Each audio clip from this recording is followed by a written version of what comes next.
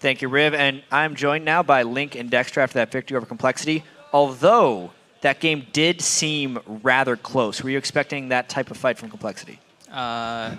Not really. It's just because the way we played it makes it a lot more closer. But in reality, we're outscaling them really hard.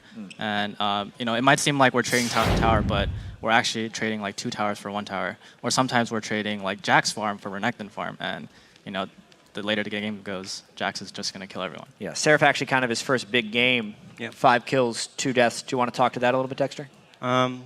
We didn't expect that we get Jax this game. We actually expect to get Renekton against Jax in matchup, but they didn't pick Jax at all. And we were like, okay, we have really good picks for the 2-on-2 and 1-on-1.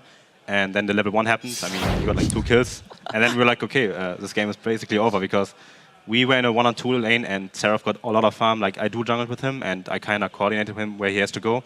And then we got a lot of farm bot lane because I think they messed up the wave somehow because we got a lot of free farm bot lane and that should not happen. Like, at this point, when I saw the big wave, Seraph getting the big wave, I was like, damn, we're actually far ahead. Like, even if the goal is close, but if you get Jax through like early game and trade Dragon for like 20 CS on Jax, it's so worth it.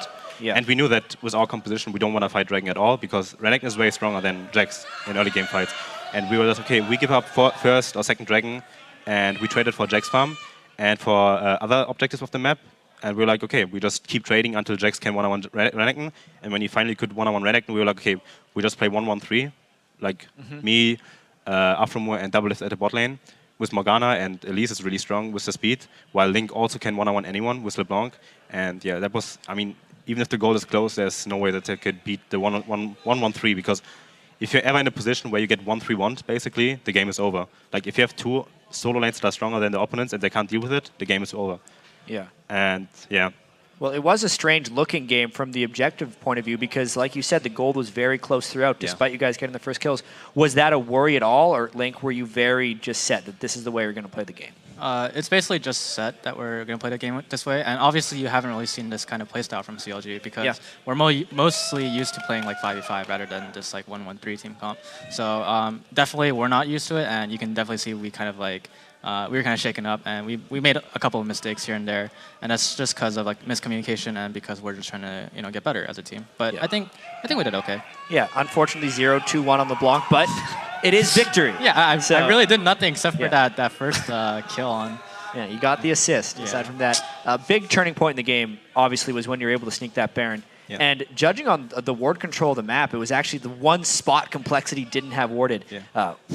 It seemed like that was almost kind of a play for you guys to try and jump ahead. What kind of dangers were you incurring with that move? Well, I had sweep at the Baron pit, and we knew that they didn't have the time to ward the area. And I was like, okay, we just 2-man Baron right now.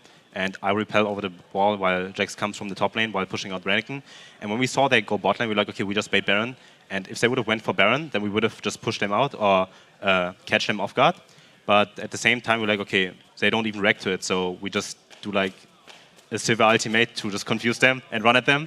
And then it was like, okay, we got Baron. This is game over. So we just closed out the game with the Baron. And much kind of like your game against EG in week 1, the game seemed close until it was over. You guys again pushed down the bottom wave and ended it. If we can actually pull this clip up on the screen, I want both of you guys to kind of just walk me through why this game ended so abruptly, because the kills are 6-6, the gold is 700 different, but you win on this push. Talk me through. Well, I think we just have better power spikes than the enemy.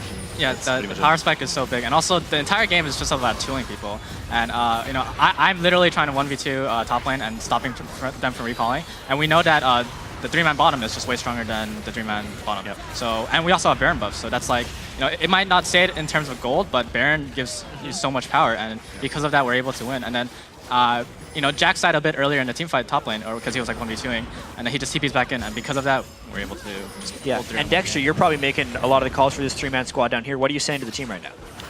Well, actually, we didn't say anything. We were like, okay, we can turn. Like, we knew they would come at us, and then when we got the binding on the Renekton, we just were like, okay, we can turn. And then we got 3 DPS. I followed up with the cocoon on it, and we just killed him for free, pretty much. And after Renekton is dead, there's nothing that Corki can do against Sivir because you can poke, like you can special just poke, and you can just run at them with Sivir speed. So there's nothing they can do against it. And Zyra is very immobile too. So the second we killed the front line, the game, like they can't do anything pretty much because we just run at them. 30 minutes, you end up with 4 kills in that final push, and you move to 4-2 overall. So it seems like a decent start for you guys, but 2-2 in Super Week. What did you kind of do to regroup a little bit after that 500 start? I think coming into this week, we were playing a lot better in scrims. Like, you could see the improvement from day to day pretty much. And going into Super Week, everyone was like kind of figuring out what to do and how to deal with the new 0 versus 2 meta. Yeah. And we fixed our problems, like the big picture problems. We fixed them kind of, and we coordinated the jungle, the duo jungle pretty good. And we just had to work on power spikes, basically. Like the same with Jax. Like, we knew that we have to give up Dragon, and in week 1 we would have fought a Dragon, even when we shouldn't have. But right now we understand our team comp pretty good, and it's getting better and better. Like, we still have a lot of communication issues. I mean, we still have to figure out how to close out games better, because I actually want to have like 20-minute games. You know, when we have such a good start, I want to have a 20-minute game and see them surrender the game. But yeah, we are like giving up kills randomly, which should not happen. And I hope we can work on it, and maybe, like, I think the next week is going to be a bit tougher than this week. But yeah, also we have like 1 more week to practice, and I think it can only get better from this point. Yeah, and like you said, next week gets a little tougher. You have a really difficult schedule. Dignitas and Cloud9. Yeah. LMQ fared against the same schedule this week, ended up going 0-2. Final question, actually, Link. What are your thoughts on those two teams as you're preparing for them?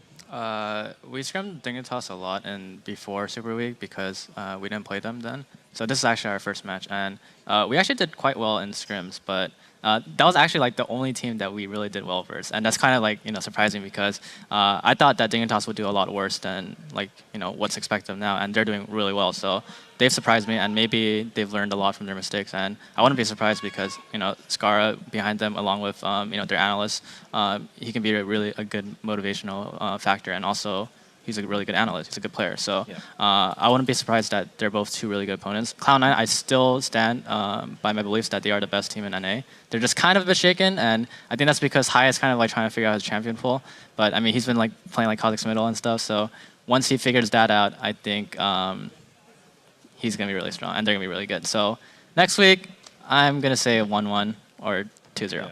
Well, it's going to be a really interesting week nonetheless, because a lot of top NA teams are playing against each other. Thank you very much, Dexter, Link. Congratulations again on your 2-0. But we have to take one last break. When we come back, it's our final LCS game.